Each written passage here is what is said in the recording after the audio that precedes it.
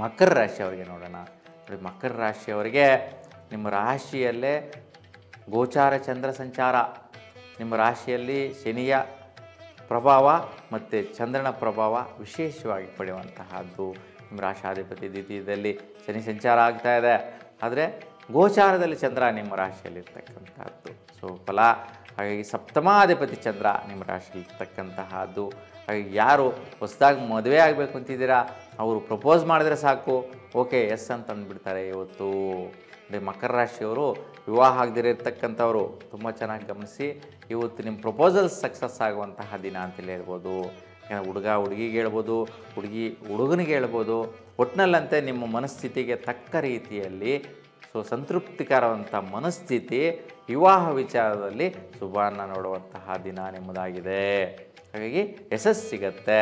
ಮತ್ತು ದಂಪತಿಗಳಿಗೂ ಸಹ ಅಷ್ಟೇ ತುಂಬ ಮನಸ್ಥಿತಿ ಚೆನ್ನಾಗಿರುತ್ತೆ.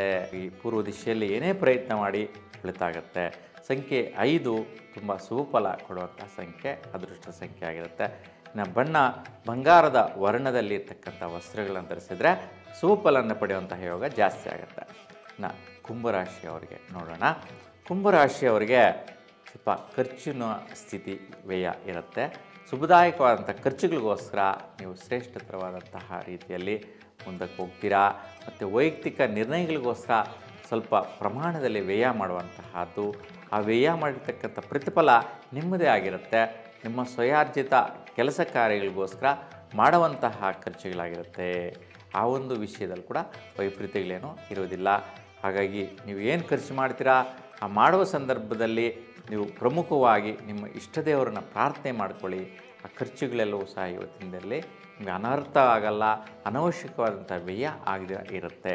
ಇನ್ನು ನಿಮ್ಮ ರಾಶಿಯವರಿಗೆ ಮುಖ್ಯವಾಗಿ ನೈಋತ್ಯ ದಿಕ್ಕು ತುಂಬ ಚೆನ್ನಾಗಿ ಆಗಿಬರುತ್ತೆ. ಹಾಗಾಗಿ ನೈಋತ್ಯ ದಿಶೆಯಲ್ಲಿ ನೀವು ಏನು ಪ್ರಯತ್ನ ಮಾಡ್ತೀರಾ, ಏನು ಕಾರ್ಯಕ್ರಮಗಳಿಗೋಸ್ಕರ ಹೊರಡ್ತೀರಾ, ಆ ಒಂದು ವಿಷಯದಲ್ಲಿ ಶುಭ ಫಲ ಕೊಡುವಂತಹ ದಿಕ್ಕಾಗಿರುತ್ತೆ.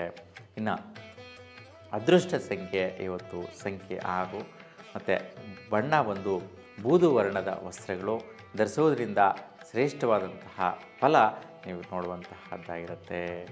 ಇನ್ನು ಕೊನೆಯದಾಗಿ ಮೀನರಾಶಿಯವರಿಗೆ ಆಗಿದೆ ಅಂತಂದರೆ ವಿಶೇಷವಾದಂತಹ ಲಾಭ ಪ್ರಯತ್ನಗಳ ಅನುಕೂಲ ಆಗುತ್ತೆ.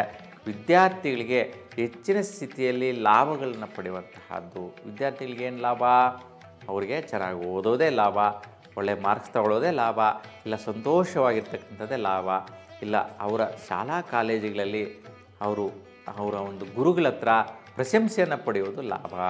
ಹಾಗಾಗಿ ಶಬಾಷಿಗಿರಿ ಪಡೆಯುವಂತಹದ್ದು ಅಥವಾ ಸ್ಟಾರ್ ಹಾಕ್ಸ್ಕೊಳ್ಳುವಂತಹ ಒಂದು ಇದು ಆ ಮಕ್ಕಳಿಗೆ ತುಂಬ ಶ್ರೇಷ್ಠವಾದಂತಹ ಖುಷಿ ಕೊಡುತ್ತೆ. ಹಾಗಾಗಿ ವಿದ್ಯಾರ್ಥಿಗಳಿಗೆ ತುಂಬ ಸಂತೋಷಭರಿತವಾದಂತಹ ದಿನ ಮೀನರಾಶಿಯವ್ರಿಗಾಗತ್ತೆ. ಮತ್ತು ಹಿರಿಯರಿಗೆ ದೊಡ್ಡವರಿಗೆ ಎಲ್ಲರಿಗೂ ಕೂಡ ಮೀನರಾಶಿಯವರಿಗೆ ಸ್ವಲ್ಪ ಪೂರ್ವಜನ್ಮದ ಸುಕೃತ ಫಲದ ಲಾಭ ಅಂತೇಳಿ ಹೇಳ್ತೀವಿ. ಹಿಂದಿನ ಜನ್ಮದಲ್ಲಿ ಮಾಡಿರ್ತಕ್ಕಂಥ ಪುಣ್ಯ ಫಲದಿಂದ ಯಾರೋ ನಿಮಗೆ ಗಿಫ್ಟ್ ಹಾಕ್ಕೊಡುವಂತಹದ್ದು, ಇಲ್ಲ ಬ್ಲೆಸ್ ಮಾಡುವಂತಹದ್ದು, ಯಾವುದೋ ಒಂದು ಅನುಕೂಲ ಆಗುವಂಥ ಕೆಲಸಗಳಲ್ಲಿ ಲಾಭ ಪಡೋ ರೀತಿಯಲ್ಲಿ ಫಲ ಕೊಡುವಂತಹದ್ದು ನಿಮ್ಮದಾಗಿರುತ್ತೆ. ಹಾಗಾಗಿ ಮೀನರಾಶಿಯವರಿಗೆ ಶ್ರೇಷ್ಠ ಫಲ ಇದೆ.